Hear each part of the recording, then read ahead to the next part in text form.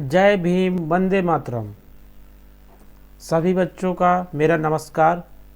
कैसे हो आप लोग? उम्मीद है आप लोग शानदार, जानदार, ज़बरदस्त होंगे। आपकी पढ़ाई निरंतर चल रही होगी। आज हम पढ़ेंगे आधुनिक भारत का इतिहास, यानी कि भारत में यूरोपीय कंपनियों का आगमन, उससे पहले थोड़ा सा हम मुग़ल सम्राट के बारे में पढ़ेंगे। अगर चैनल पर नए हो तो चैनल को सब्सक्राइब कर लें। उत्तराकालीन मुगल सम्राट गुरु गोविंद सिंह ने उत्तराधिकारी युद्ध में बहादुर शाह का साथ दिया था। बहादुर शाह का पूर्ण नाम मुअज्जम था। इसे आप कहानी के टाइप में समझिए, आपको जल्दी याद हो जाएगा। बहादुर शाह को शाह ए बेखबर के उपनाम से भी पुकारा जाता था। इस नाम से शाह ए बेखबर के नाम से भी पुकारा जाता था। 1707 ईस्वी में मुअज्जम शाह आलम प्रथम बहादुर शाह की उपाधि के साथ 65 वर्ष की आयु में सर्वाधिक आयु में दिल्ली का सम्राट बना। इनका पूरा नाम अबुल नस्र सैयद कुतुबुद्दीन मोहम्मद शाह आलम बहादुर शाह बादशाह था। बहादुर शाह ने खुतबे में अली चौथे खलीफा के साथ वली उत्तराधिकारी का नाम जोड़ा। परिणाम स्वरूप लाहौर में हाजी यार मोहम्मद के साथ इनका विवाद हुआ। अंत में पुराना खुतबा ही पढ़ा गया। बहादुर शाह ने शांतिपूर्ण मैत्री की नीति अपनाई एवं मदद ए मास अनुदानों को पूर्ण रूप से वंशानुगत बनाया तथा फिर से राज दरबार में होली खेलना प्रारंभ किया और सती प्रथा का समर्थन किया। किसने? बहादुर शाह। 1712 ईस्वी में जुल्फिकार खां की मदद से जहांदर शाह सिंहासन पर बैठा। इसके शासन में एक नई परंपरा शुरू हुई, सती प्रथा, अमीरों का हस्तक्षेप। जहांदर शाह 1712 ईस्वी में जजिया कर समाप्त किया। जहांदर शाह 1712 ईस्वी में जजिया कर समाप्त किया। जहांदर शाह द्वारा आमेर के राजा सवाई जयसिंह को सवाई की उपाधि औरंगजेब ने दी थी। को मिर्जा राजा की उपाधि प्रदान की व मालवा का सूबेदार 7000 के मनसब के साथ बनाया और मारवाड़ के राजा अजीत सिंह को महाराजा की उपाधि प्रदान कर गुजरात का सूबेदार बनाया। जहांदर शाह अत्यधिक भ्रष्ट व अनैतिक चरित्र का इंसान था। उस पर लाल कुंवर नामक एक खेल वैश्य का काफ़ी प्रभाव था। उसका शासन में भी हस्तक्षेप था, जिससे उनकी प्रतिष्ठा को काफ़ी आघात हुआ। जहांदर शाह को अजीमुस्सान के बेटे फर्रुखसियर ने सैयद बंधुओं अब्दुल्ला खां एवं हुसैन अली खां के समर्थन में अपदस्थ कर 1713 ईस्वी को सिंहासन पर बैठा दिया। इतिहासकार ताराचंद ने जहांदर शाह को लंपट मूर्ख उपनाम दिया। इतिहासकार ताराचंद ने जहांदर शाह को लंपट मूर्ख का नाम दिया। लंपट मूर्ख किसे कहते हैं? जहांदर शाह को। इतिहास में सैयद बंधु राजा बनाने वाले किंग मेकर्स उपनाम से जाना जाता है। इतिहासकार में सैयद बंधु को राजा बनाने वाले किंग मेकर्स के उपनाम से जाने जाते थे सैयद बंधु। हैदराबाद राज्य के संस्थापक निजाम उल मुल्क मुगल शासक फर्रुखसियर के दरबार में सबसे शक्तिशाली सदस्य थे। नोट: हैदराबाद को तुरानियों ने एवं अवध के ईरानियों ने स्थापित किया। फर्रुखसियर ने जोधपुर मारवाड़ के शासक अजीत सिंह की पुत्री इंद्र कुंवरी से विवाह संपन्न किया। फर्रुखसियर को मुगल वंश का घृणित कायर कहा जाता है। फर्रुखसियर द्वारा 1713 ईस्वी में जजिया दोबारा लगाया और 1717 ईस्वी में समाप्त किया गया। हालांकि मुगल सम्राटों में जजिया का अंतिम रूप से मुगल शाह रंगीला ने 1720 में हटाया, तो मोहम्मद शाह रंगीला ने 1720 में हटाया। 18वीं शताब्दी में उपराज्यपाल मुर्शीद खान के नेतृत्व में बंगाल मुगल नियंत्रण से अलग हो गया था। 1719 ईस्वी में 18 वर्ष की आयु में रोशन अख्तर मोहम्मद शाह की उपाधि के साथ अगला मुगल सम्राट बना। हैदर बेग तुरानी सैनिक ने 9 अक्टूबर 1720 ईस्वी को सैयद बंधु हुसैन अली खां की हत्या कर दी। मोहम्मद शाह ने निजामुल उल को आसफ जा एवं शहादत खां बुरहान उल मुल्क की उपाधि प्रदान की। मोहम्मद शाह के समय में उर्दू व संगीत का सर्वाधिक विकास हुआ। सदा रंग और अदा रंग उसके प्रसिद्ध संगीतक थे। 1722 ईस्वी में आगरा की सूबेदारी सवाई जयसिंह को दी गई थी। ईरान के सम्राट नादिर शाह ने 1739 को दिल्ली पर आक्रमण किया। इस दौरान मोहम्मद शाह दिल्ली का शासक था। दोनों के मध्य 1739 ईस्वी में करनाल का युद्ध हुआ। नादिर शाह को ईरान का नेपोलियन कहा जाता है। किसको? नादिर शाह को ईरान का नेपोलियन कहा जाता है। नादिर शाह ने लगभग 70 करोड़ रुपए की धनराशि और तख्ते ताउस शाहजहां द्वारा निर्मित तथा कोहिनूर हीरा लेकर फारस वापस गया। मोहम्मद शाह तख्ते ताउस मयूर सिंहासन, इसका उपनाम कहते हैं मयूर सिंहासन पर बैठने वाला अंतिम मुगल बादशाह था। शाह आलम द्वितीय अली गौहर के शासन के दौरान, शाह आलम द्वितीय को अली गौहर भी कहते हैं, कि शासन के दौरान 1803 ईस्वी में अंग्रेजों ने दिल्ली पर अधिकार कर लिया। 1761 में मराठा और अहमद शाह अब्दाली की सेना के मध्य पानीपत का तृतीय युद्ध हुआ। इससे मराठों की पराजय थी। अहमद शाह अब्दाली का वास्तविक नाम अहमद खां था। इसने भारत पर 8 बार आक्रमण किया। किसने? अहमद शाह अब्दाली ने। 1826 में गुलाम कादिर खान ने शाह आलम द्वितीय की हत्या करवाई।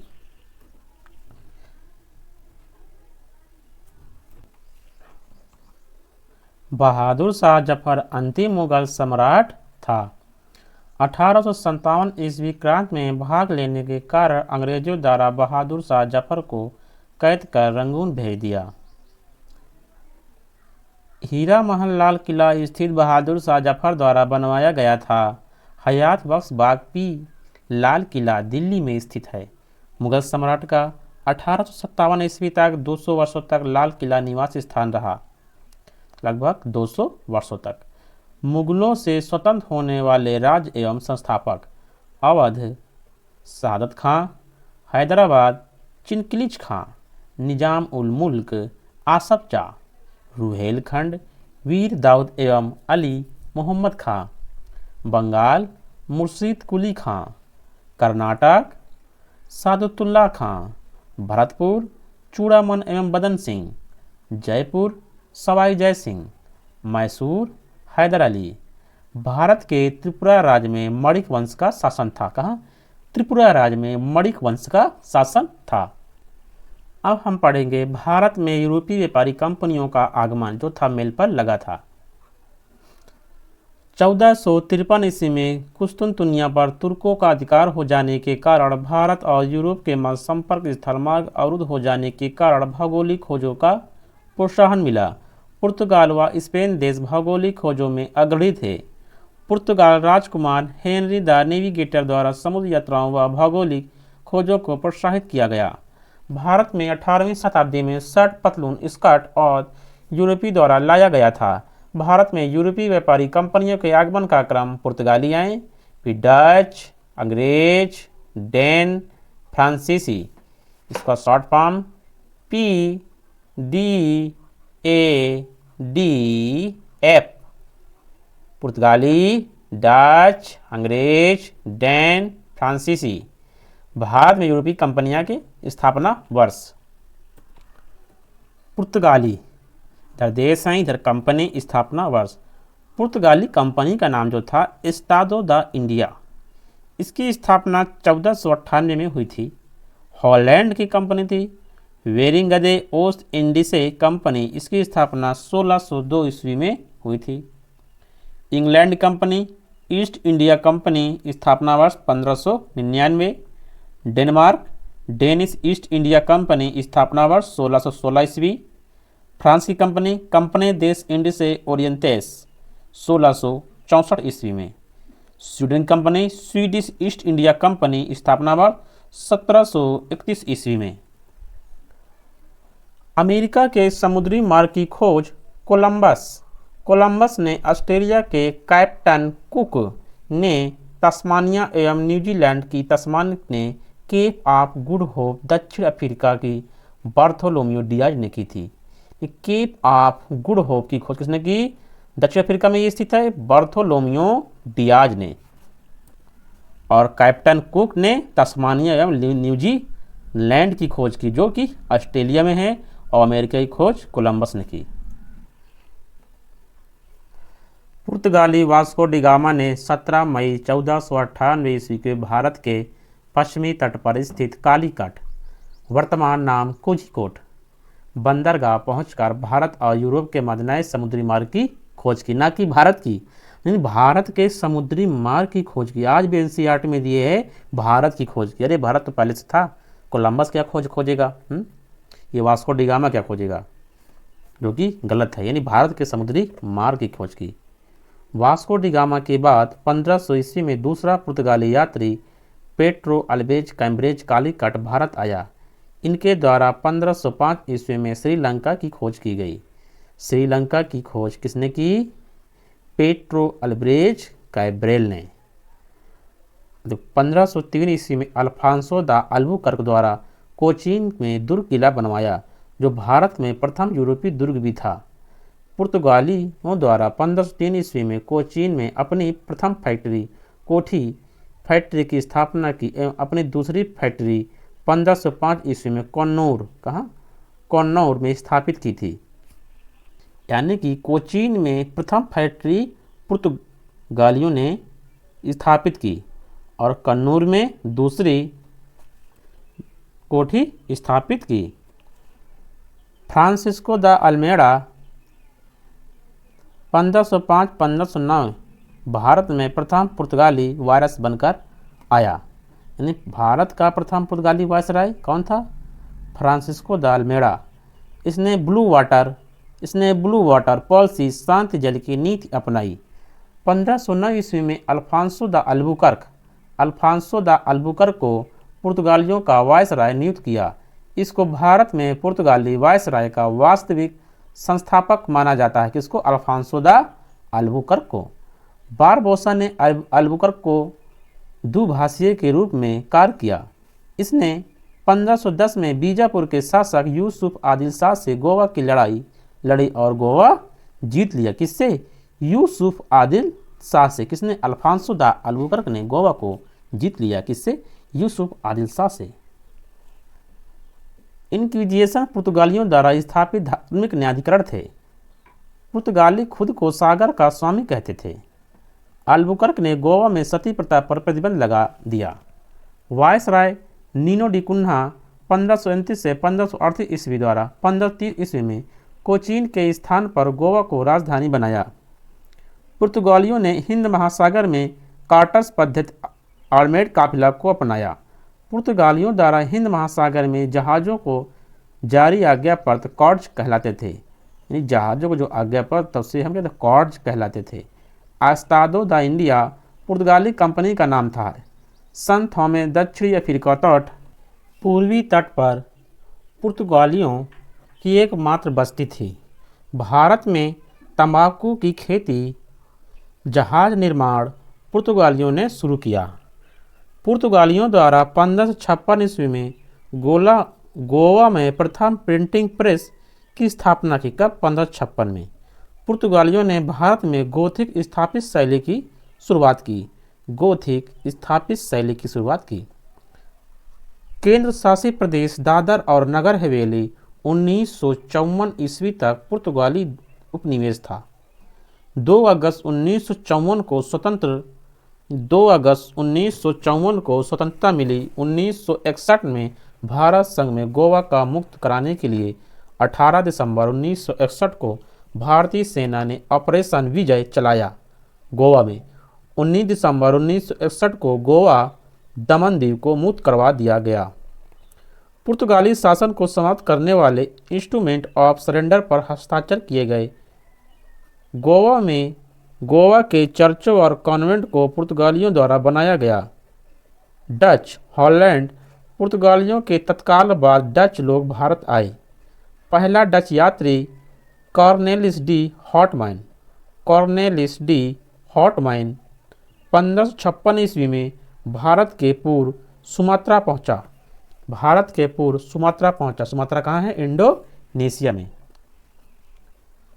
डचों द्वारा भारत में अपनी पहली व्यापारिक कोठी फैक्ट्री 1605 ईस्वी में मसूलीपट्टनम में स्थापित की एवं द्वितीय व्यापारिक कोठी पुलिकट में स्थापित की, जहां उन्होंने अपने स्वर्ण सिक्के पैगोडा को ढाला एवं पुलिकट को अपनी गतिविधियों का केंद्र बनाया। डचों ने पुलिकट स्थित गैलरिया के दुर्ग के अतिरिक्त किसी भी डच बस्ती की किलेबंदी नहीं थी। फैक्टर डच फैक्ट्रियों के प्रमुख को कहा जाता था। डचों द्वारा भारत में पहली बार औद्योगिक वेतनभोगी रखे। 1759 ईस्वी को अंग्रेजों एवं डचों के बीच हुए वेदरा के युद्ध में डचों का अंतिम रूप से पतन हो गया। वेदरा के युद्ध में जब अंग्रेज और डच लड़ रहे थे, 1759 में डच हार गए और अंग्रेज जीत गए। अंग्रेज भारत में यूरोपीय व्यापारी कंपनियों में सर्वाधिक सफल रहे। फादर थॉमस स्टीफेंस भारत आने वाले प्रथम अंग्रेज नागरिक था, जो पादरी के वेश में पुर्तगालियों के साथ 24 अक्टूबर 1579 ईस्वी को गोवा आया तथा दूसरा अंग्रेज नागरिक रॉल्फ फिंच था। कौन था? रॉल्फ फिंच था। मुगल सम्राट अकबर के दरबार में आने वाला पहला अंग्रेजी व्यापारी रॉल्फ फिंच था, जिसने सूरत में व्यापार हेतु फरमान प्राप्त करने का प्रयास किया। ब्रिटिश कंपनी में से सर्वप्रथम लीवेंट कंपनी को 1593 ईस्वी में भारत में व्यापार हेतु अधिकार पत्र प्राप्त हुआ था। 1599 ईस्वी में जॉन मिल्डन हॉल नामक ब्रिटिश यात्री थल मार्ग से भारत आने वाला प्रथम अंग्रेज था।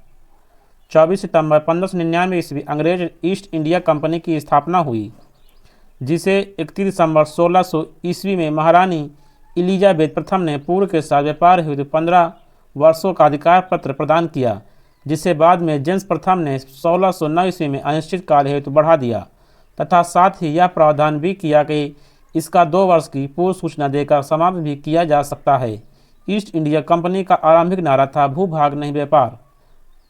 प्रथम गवर्नर टॉमस स्मिथ था। कौन था? टॉमस स्मिथ था।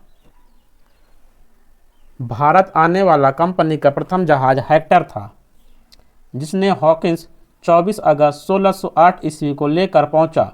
इस काफिले में रेड ड्रैगन नामक जहाज भी शामिल था, जिसका कमांडर विलियम किलिंग था। कैप्टन हॉकिंस मुगल दरबार में आने वाला प्रथम अंग्रेज था, जो जेम्स प्रथम के राजदूत के रूप में अप्रैल 1608 ईस्वी में जहांगीर के दरबार में पहुंचा था। जहांगीर ने हॉकिंस को सूरत में व्यापार की अनुमति दी। फिर अंग्रेजों ने 1608 ईस्वी में सूरत में फैक्ट्री स्थापित की, किंतु पुर्तगालियों के विरोध के कारण अनुमति रद्द कर दी। सूरत छोड़ने का आदेश दिया, किंतु सूरत के व्यापारियों ने कैप्टन बेस्ट को अधीन 2 अंग्रेजों जहाज़ों को सूरत में रहने की अनुमति दी। 1611 ईस्वी में दक्षिणी पूर्वी समुद्र तट पर सर्वप्रथम अंग्रेजों द्वारा मसूलीपट्टनम में व्यापारिक कोठी की स्थापना की। 1612 ईस्वी में कैप्टन बेस्ट ने सूरत बंदरगाह को जीतकर पुर्तगालियों का एकाधिकार समाप्त कर दिया था। परिणामस्वरूप 6 फरवरी 1613 ईस्वी को जहांगीर ने एक शाही फरमान के द्वारा अंग्रेजों को सूरत में टॉमस एल्डवर्थ नियंत्रण में व्यापारिक कोठी स्थापित करने की अनुमति दी। 1612 ईस्वी के सुआली के युद्ध में अंग्रेजों ने पुर्तगालियों को हराया था। इस युद्ध के बाद पुर्तगालियों का वाणिज्यिक एकाधिकार समाप्त हुआ। इस युद्ध के बाद अंग्रेजों ने नौसेना विकसित की थी। 1615 ईस्वी में अंग्रेजों जेम्स प्रथम द्वारा सर टॉमस रो को अपना राजदूत नियुक्त किया कर मुगल सम्राट जहांगीर के दरबार में भेजा, जो फरवरी 1619 ईस्वी तक भारत में रहा। सर टॉमस रो जहांगीर एवं खुर्रम शाहजहां से अंग्रेजों हेतु कुछ व्यापारिक छूट प्राप्त करने में कामयाब हुआ। 1632 ईस्वी में गोलकुंडा के सुल्तान ने अंग्रेजों को एक सुनहरा फरमान गोल्डन फरमान जारी किया, जिसके अनुसार सुल्तान को 500 पैगोडा वार्षिक कर देकर अंग्रेजों गोलकुंडा राज के बंदरगाह पर स्वतंत्रतापूर्वक व्यापार कर सकते थे। पूर्वी तट पर अंग्रेजों का प्रथम कारखाना 1633 ईस्वी में उड़ीसा में बालासोर व हरिहरपुरा में स्थापित किया।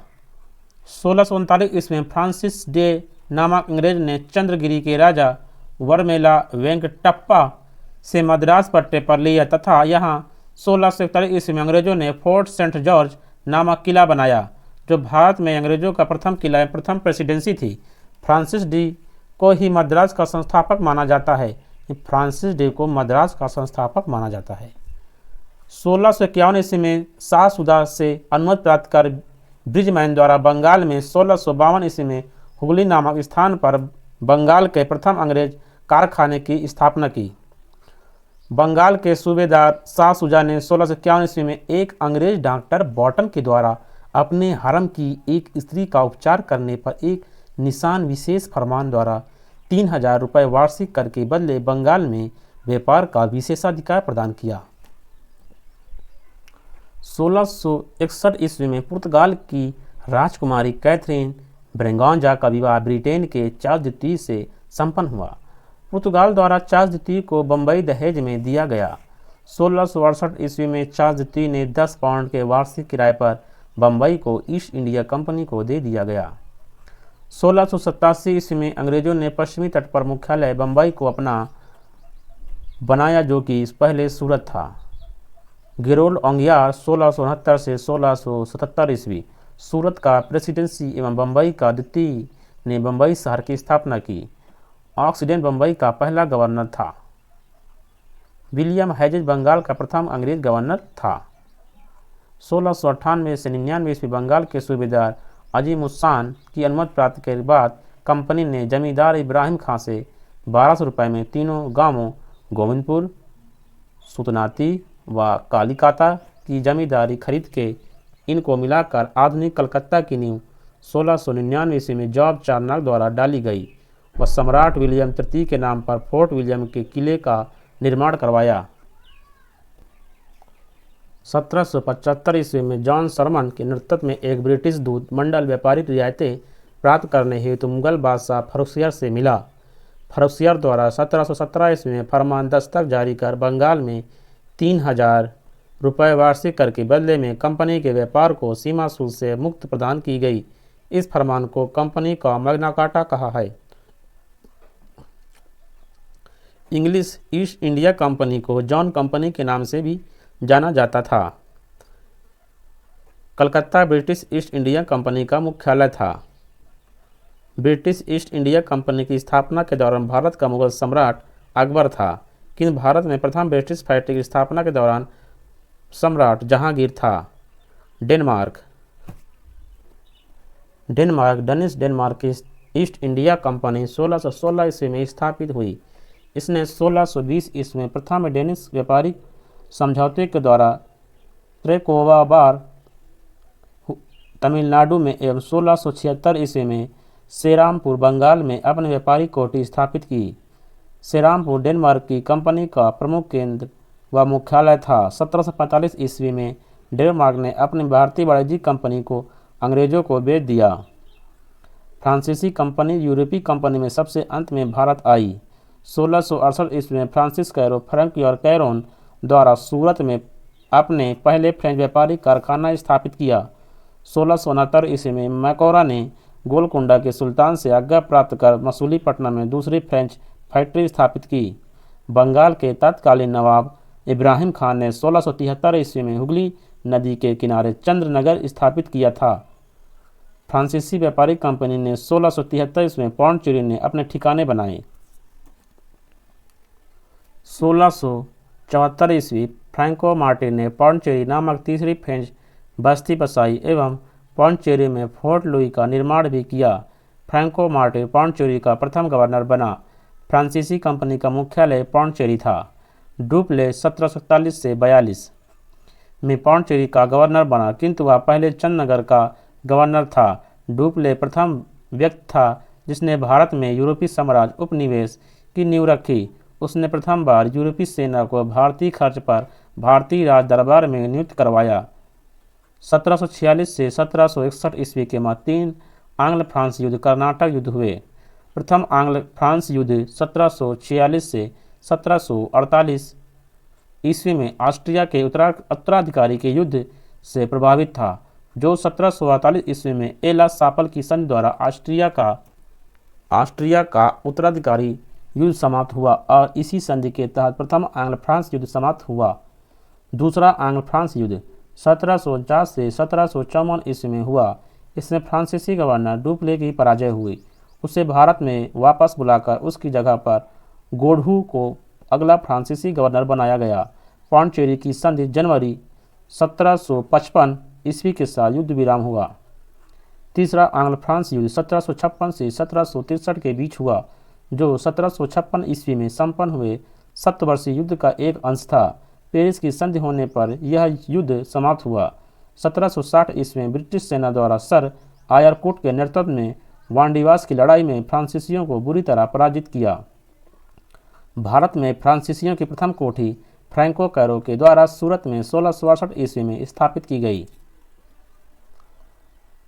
1674 ईस्वी में फ्रांसीसी कंपनी के निदेशक फ्रांसिस मार्टिन ने वर्ली कोंडापुरम के सूबेदार शेर खां लोदी से पुदुचेरी नामक एक गांव प्राप्त किया, जो कालांतर में पौंडीचेरी के नाम से जाना गया। 1761 में पौंडीचेरी को अंग्रेजों ने फ्रांसीसियों से छीन लिया। 1763 में संपन्न हुई पेरिस संधि के द्वारा अंग्रेजों ने चंद्रनगर को छोड़ शेष अन्य प्रदेशों को वापस दे दिया, जो 1749 ईस्वी तक फ्रांसीसी कब्जे में थे तथा ये प्रदेश भारत की आज़ादी तक फ्रांसीसियों के कब्जे में रहे। 1789 से फ्रांस के व्यापार, सामाजिक और राजनीतिक उथल पुथल का दौर शुरू हुआ। फ्रांसीसी शासन के 280 वर्षों के बाद 1954 ईस्वी में पुदुचेरी भारत का केंद्र शासित प्रदेश बना।